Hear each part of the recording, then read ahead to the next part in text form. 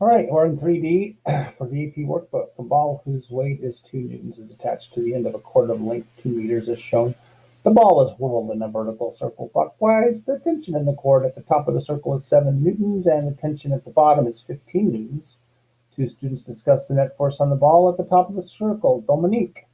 The net force on the ball at the top position is 7 newtons since the net force is the same as the tension. Carlos, no, the net force on the ball includes the centripetal force, tension, and weight. The tension and weight are acting downward and have to be added. Then you need to figure out the centripetal mv squared over r and include it in the net force. Cross out the incorrect statements for each student's arguments. All right, so what is wrong with Dominique's argument is everything. All bad. None of those things are true. The centripetal force is not a thing. Centripetal force is always caused by another force. So it doesn't become a piece of any sort of net force calculation. So we don't include it in the net force. In a few short sentences, state the net force on the ball at the top of the circle and support your claim with evidence. Carlos is correct that the net force includes the weight and the tension force, and they both point down so that they will be added together. Therefore, the net force on the ball at the top of the circle is 7 plus 2. These two forces together add to be the centripetal force. That force includes the weight and tension, and they both point down. They will be added together. All right. The diagram at the right shows the circular path of the ball from part A. The dots below represent the ball at the marked locations on the circular path. Draw the free body diagram showing and labeling the forces, not components, exerted on the ball at each point. Draw the relative lengths of all vectors to reflect the relative magnitudes of all forces. All right, so when we're at point Q, or down, we have a force of gravity, real force of gravity, and we have big old tension. And when we're at, so that's when we're down, right? Pulling up, and gravity's pulling the ball down. When we're at point P, we have the tension is pulling in. We're just going to have the same force of gravity every time. Always down. I'm just going to write a little G for gravity. Now I'll do it right. I'll write mg. All right. And so that's the tension at point P is pointing inward, and at point Z, the tension is downward. And at point M, it's just like point P, except it's going the other way. Like that. That's pretty rough.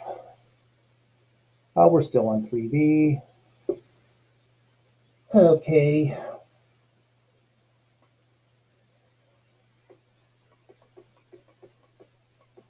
All right, so what we're going to do is derive an expression for the minimum speed the ball can have at point Z without leaving the circular path. For each line in the derivation, explain what was done mathematically. The first line is completed for you as an example. So the net force is equal to the centripetal force, or the A. The A is the centripetal acceleration. All right, so in the y direction,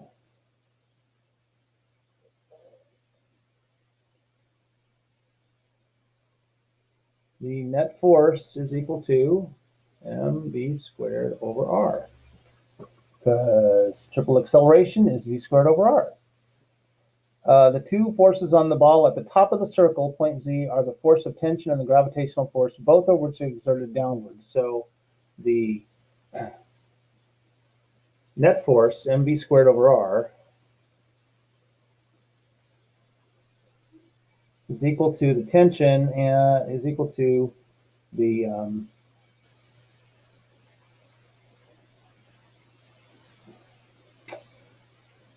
tension and force of gravity.